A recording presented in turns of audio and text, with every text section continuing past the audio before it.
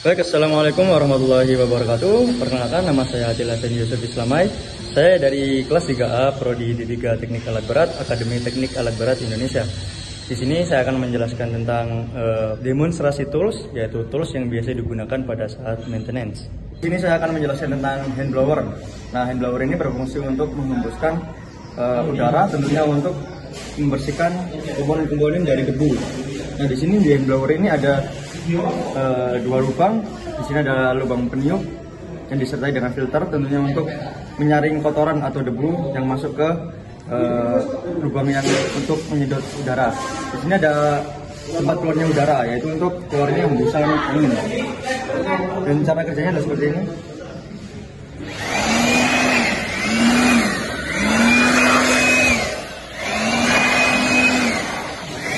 Saya akan menjelaskan tentang filter wrench, di mana filter wrench ini berfungsi untuk melepas atau mengencangkan filter oli. Nah, untuk penggunaannya seperti ini.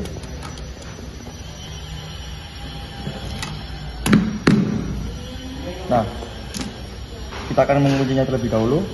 Lalu kita akan menekannya ke sebelah kiri untuk merapatkan atau memasang atau mengencangkan. Dan untuk ketika dibalik, di sini akan berposisi untuk melepaskan. Nah, yang ditekan itu untuk melepaskan.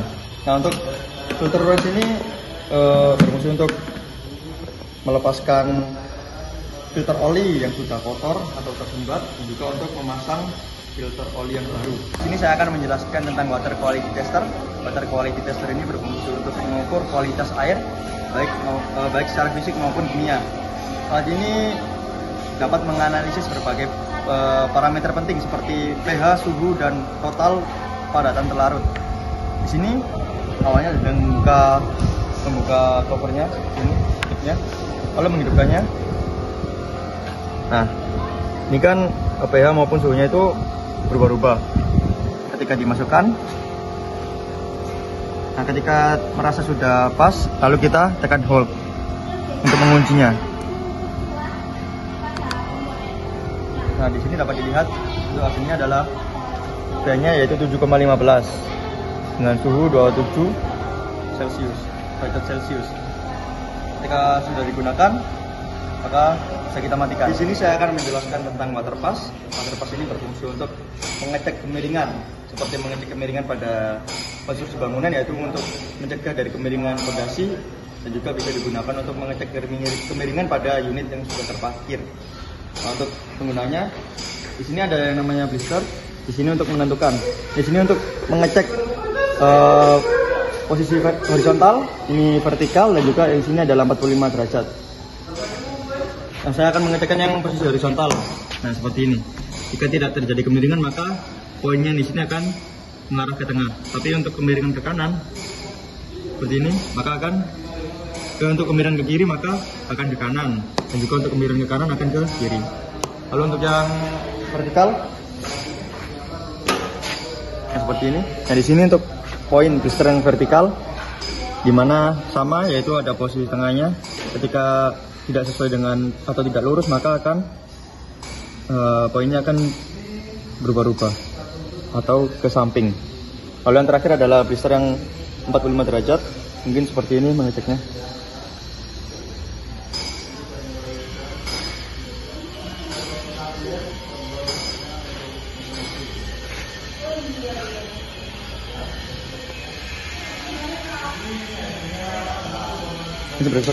Mungkin sebelah sini, padahal. Nah, ini adalah untuk mengecek yang besar yang 45 derajat. Ketika poinnya sudah tengah, maka pas 45 derajat. Jika tidak sesuai, maka akan miring seperti ini. Baik, di sini saya akan menjelaskan tentang filler gauge. Filler gauge ini berfungsi untuk mengukur ketebalan dari telah atau gap di antara dua komponen yang saling bersinggungan. Sebenarnya seperti di sini ada, saya juga mengukur dari tempatnya piston ring. Filler gauge ini ada berbagai macam ukuran. Ada yang dimulai dari 0,05 mm sampai dengan 1 mm. Nah, untuk ketebalan yang di tempat piston ring ini tentunya lebih dari 1 mm. Jadi untuk mengukurnya yaitu bisa kita double seperti ini. Saya menggunakan di sini 1 mm, juga 0,9 meter dan juga 40 mm. Seperti ini. Ini sampai kita terasa tidak terlalu longgar. Terasa sudah pas. Nah seperti ini sudah pas, maka bisa dilihat hasilnya, yaitu 1 mm ditambah 0,91 yaitu 1,9 mm tambah juga 0,40. Ini adalah 2,3 mm. Di sini saya akan menjelaskan tentang multimeter atau multitester. Multimeter ini berfungsi untuk mengukur seperti tegangan, arus, dan juga hambatan atau ohm. Nah, untuk mengukurnya di sini ada skalanya, juga ada jarumnya, serta ada selektor switchnya. Untuk mengukur seperti saya contohkan, di sini juga ada LED yang positif maupun yang negatif. Untuk cara mengukurnya yaitu kita contohkan seperti mengukur resistor ya, contohnya. Mungkin di sini tidak ada alatnya atau tidak ada komponennya. Untuk mengukur resistor itu, untuk yang ujung satunya ditempelkan ke lid yang terserah mau yang mana. Yang penting sama-sama ke ujung. Jadi ujungnya nanti ditempelkan.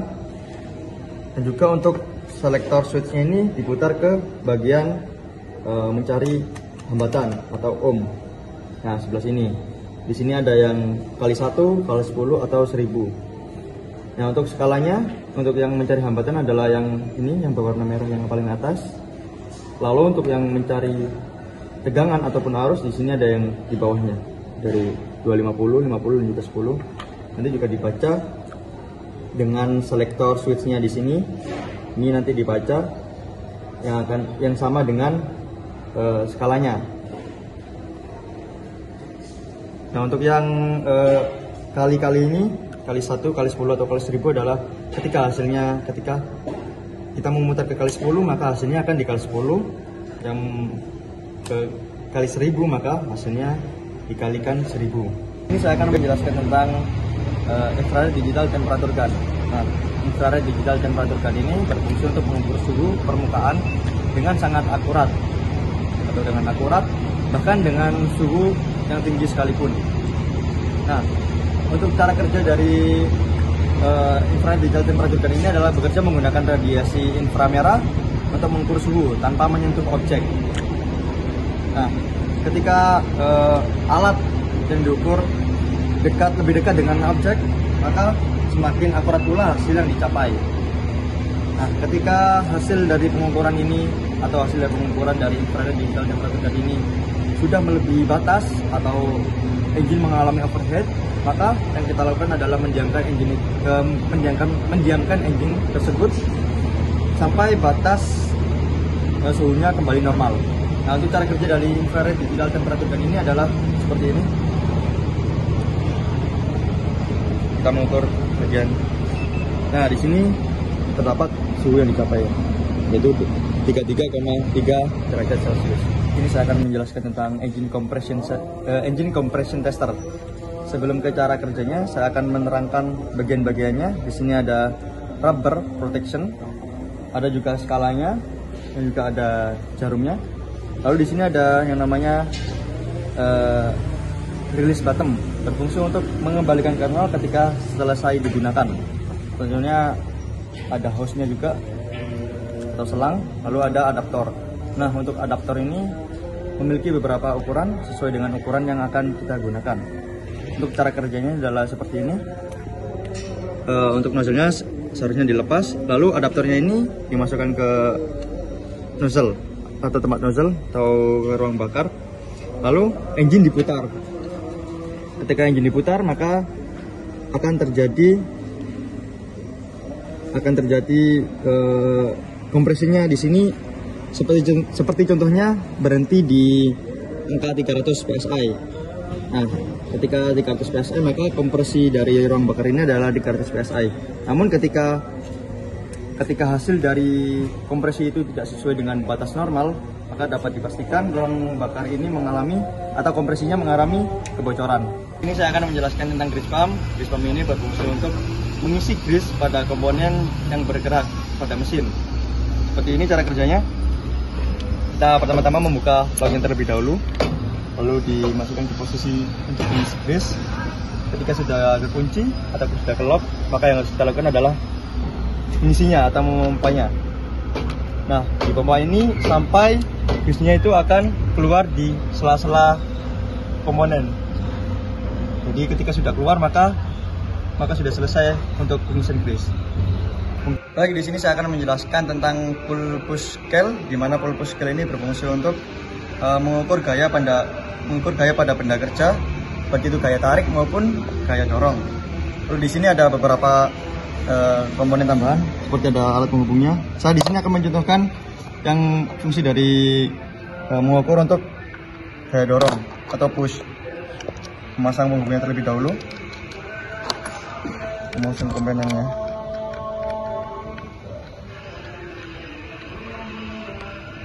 Nah, sebelum itu dihidupkan dulu untuk alatnya. Nah,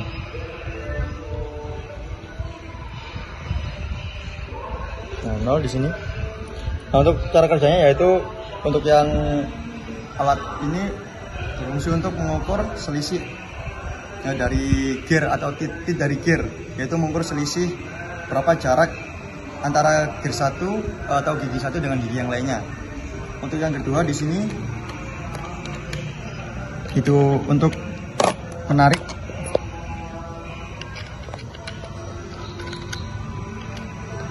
Di sini juga ada alat untuk mendorong. Nah, sini untuk yang pull, yaitu biasanya digunakan untuk mengukur kekencangan pada V-belt, yaitu ketika ada V-belt maka diukur atau dipaskan V-beltnya lalu ditarik. Kalau di sini nanti ketemu hasilnya. Ini saya akan menjelaskan tentang sampling oil tools, yang dimana alat ini berfungsi untuk pengambilan sampel oli yang akan dilakukan untuk pengujian oli di lab. Nah, cara kerjanya seperti ini. Ini di pengambilan oli yaitu di sebelah sini. Ini sebenarnya untuk pengambilan ada selangnya untuk pengambilan oli. Saya akan mencontohkan cara pengambilannya saja. Nah, kita tarik tosnya. Nah, setelah kita tarik, olinya berada di tabungnya, maka kita masukkan ke botolnya sini.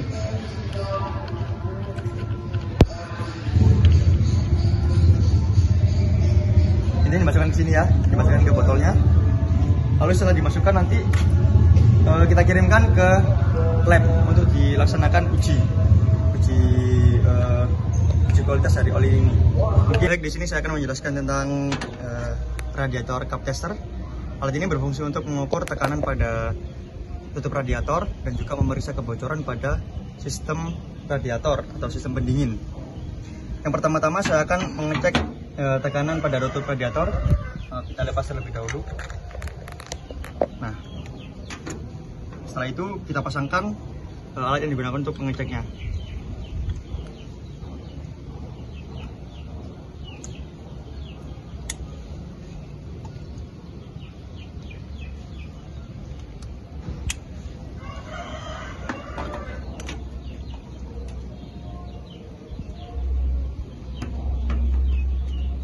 Seperti ini. Dengan radiatornya yang sudah kita buka tadi, kita pasangkan sebelah sini. Lalu kita pasangkan alatnya. Nah, kita sudah terkonek sini, maka kita akan mengukur di gauge-nya sini. Kita tekan. Nah, bisa kita lihat. Nah, berarti di sini tekanannya adalah kembali atau setelah naik lalu turun lagi, yang artinya bahwa tutup radiator tidak memiliki tekanan atau terjadi kerusakan atau kebocoran. Lalu yang kedua di sini saya mengukur langsung di tempat radiatornya atau mengukur atau memeriksa kebocoran yang terjadi pada radiator. Kita pasang dengan ukuran yang sama ya, dengan ukuran yang sama dengan radiator capnya. Lalu kita pasangkan.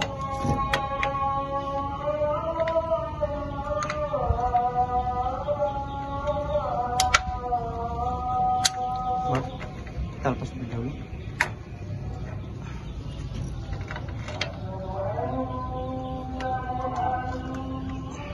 Nah, seperti ini kita pasangkan. Setelah itu kita periksa apakah ada kebocoran pada sistem radiator. Nah, jika pada posisi 0, berarti tekanan yang kita berikan akan keluar lagi, yang artinya terjadi kebocoran pada sistem pendingin atau sistem radiator. Setelah itu, setelah melakukan pengecekan, kita lepas. Nah, baik, di sini saya akan menjelaskan tentang hydraulic pressure gauge, di mana fungsinya adalah untuk mengecek atau mengetahui tekanan pada sistem hidrolik atau pada hydraulic pump. Di sini ada beberapa bagiannya, seperti ada hose, ada juga gauge-nya, ada adaptor, dan juga ada test buoy-nya. Untuk gauge-nya dimulai dari ada yang 200 sampai 1400 PSI, ada yang dimulai dari 500 atau 0 sampai 3500 PSI, dan juga seterusnya di sini sampai 8700 PSI. Oke, saya akan menjelaskan cara penggunaannya. Adaptor ini jika dibutuhkan maka bisa digunakan. Saya akan mencoba cara penggunaannya, yaitu di sini untuk tempat dari test point, juga tempat dari gauge-nya sebelah sini.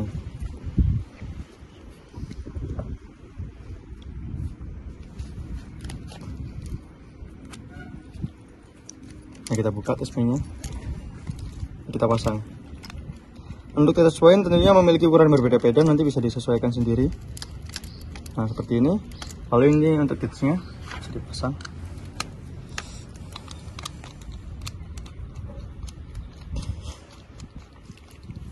Lalu setelah itu bisa kita langsung pasangkan ke tempat dari portnya. Nah, setelah kita masukkan ke portnya, nanti enjinnya langsung bisa kita hidupkan agar mengetahui tekanan yang dihasilkan pada sistem hidroliknya. Sini. Nah, di sini ada sensornya. Ini ada portnya di sebelah sini. Nah, kita hubungkan ke portnya, lalu kita hidupkan enjinnya untuk mengetahui berapa tekanan yang dihasilkan. Ketika tekanannya sesuai dengan standar atau normalnya, maka dapat dipastikan engine berjalan dengan maksud saya hidroliknya berjalan dengan maksimal ketika sesuai dengan tekanan normalnya. Mungkin itu saja dari saya. Baik, di sini saya akan menjelaskan tentang baterai health tester. Ini fungsinya untuk pengecekan pada baterai kendaraan. Di sini ada beberapa pengecekan. Untuk pertama-tama, untuk pemasangannya yaitu disesuaikan untuk yang plus dan juga yang minus. Lalu untuk penggunanya yaitu seperti ini, tekan OK. Nah, ini ada 3 pengecekan. Ada baterai test, ada cranking, dan juga ada charging. Untuk yang pertama ada baterai test. Saya akan mengeceknya, itu kesehatan baterai.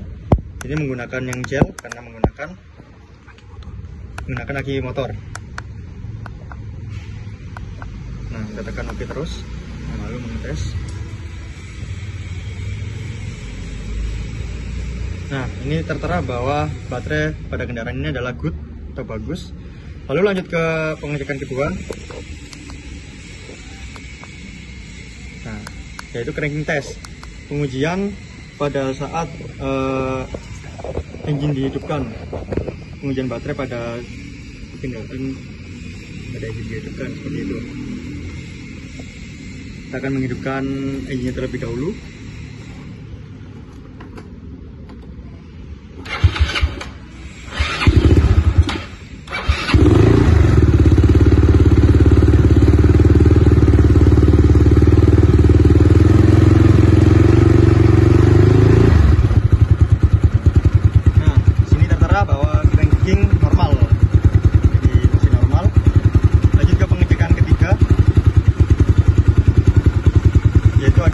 Charging test.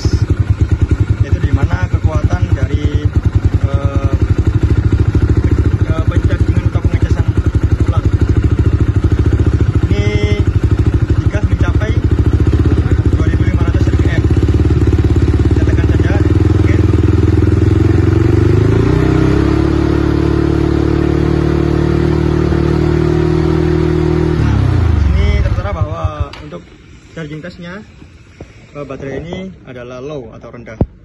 Mungkin itu saja dari saya. Dan terima kasih.